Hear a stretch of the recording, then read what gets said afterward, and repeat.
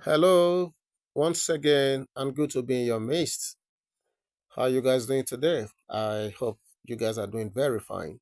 Okay, so once again, there's this trending story we are hearing that is emanating from the palace right now, and this is not coming as a surprise because I've even thought along this line before now.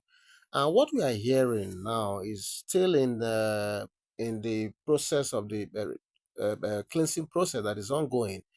They say that that Iyamifa, the Ifa priest, and Gisil elders have give a word of caution, or if you like, call it warning, to Queen Naomi and the Ooni himself. And what are they saying? They say you must not sleep on Prince Tadenikawo. Yes, you heard me right. You cannot sleep on Prince Tadenikawo. Do everything within your powers to keep him far away, very, very far away from Queen Ashley and any descendant of Lafogido ruling house. Hmm. This is so. I really, when Queen Ashley made that statement that time, that statement created a lot of rural and people were very, very angry. That statement created a lot of animosity, and a threat to even the palace at that time that statement was made. And as I speak to you now, it seems that that statement is still reverberating at this moment with the families of, with the descendants of Gise ruling house.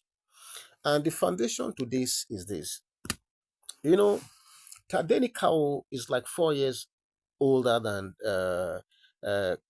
Queen Ashley's prince, and the prince from I think Olori Toby, if I'm not mistaken.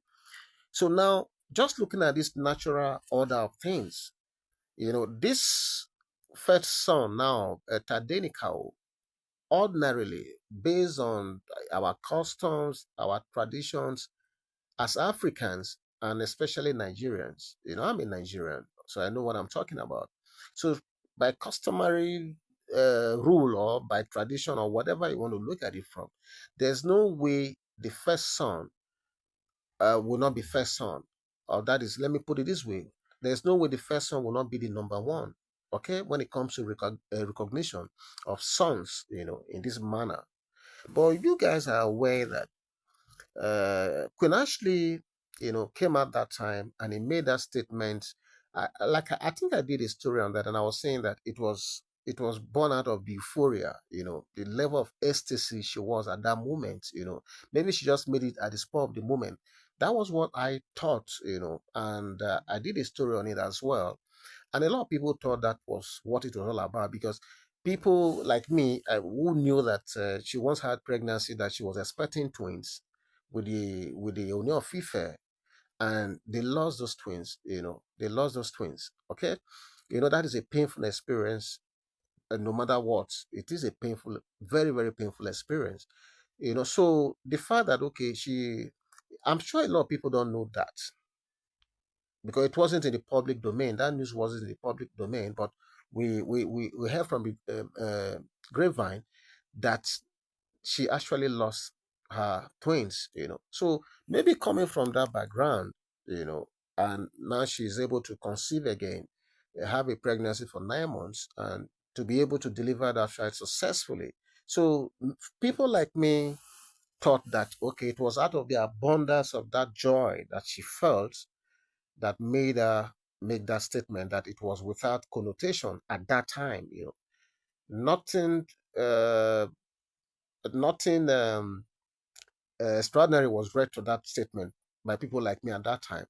Not until moments later, days after, that statement started reverberating wrongly with a lot of people, especially the Gise family, who reacted very, very harshly to that comment, and she was asked to formally apologize to Queen Naomi and Tadenikawo, and I'm sure she did that. The Ifa priest wasn't also happy.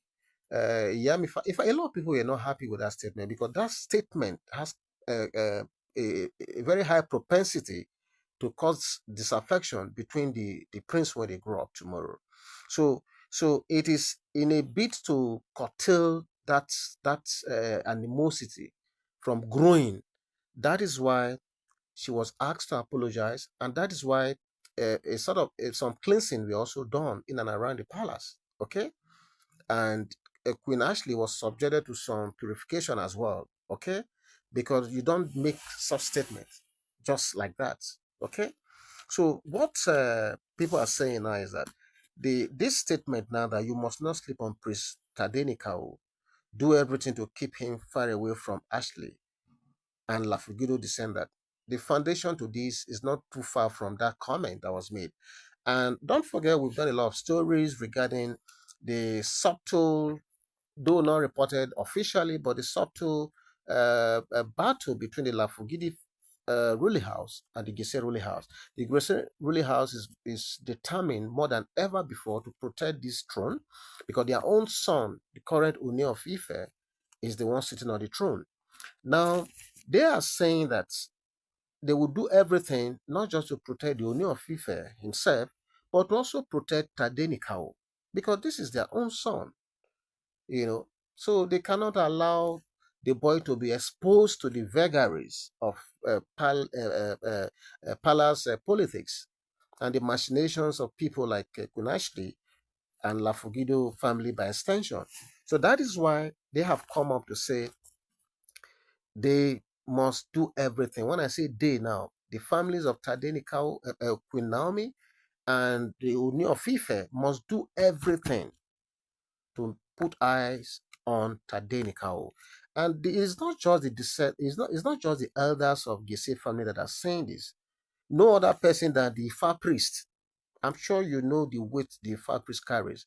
When the Ifa priest says a thing, that thing is, must be taken very seriously. So it is alleged that the Ifa priest has said it not once, not twice, that they cannot sleep on Prince Tadenikawo. They cannot. That is the words is alleged that he has used. You cannot sleep on Prince Tadenikawo. We also heard that apart from the Ifa priests and the Giso elders who have said this, the dreaded Yamifa also has warned about this.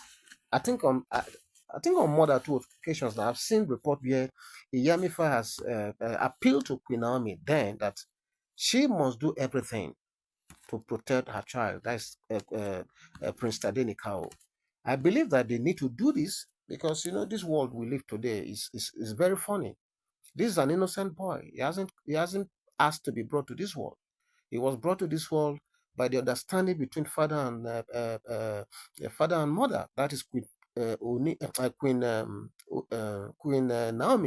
and Ooni of Ife. Both of them met. They got married, and they were blessed with this handsome young man. So he cannot be at the center of situations like this. He needs their protection right now. And I want to urge all Queen Naomi fans all over the world to also join in praying for this young man so that nothing, I repeat, nothing comes near him that will harm him. This is what I think all of us should do right now. So this is what we heard, and we felt like we have to bring this to your doorstep so that you join in this prayer for this young man. I believe you will do this just the way you have always been praying for Queen Naomi. Thank you for doing this, and may God bless you. Now, I want to thank those of you who have been liking our videos, those who have been sharing, those who have been subscribing. Please continue to do that. God will bless you too. Now, should you have a comment to make on this story, please feel free to leave it. In fact, I want to hear what you think. Thank you and God bless you. Bye bye.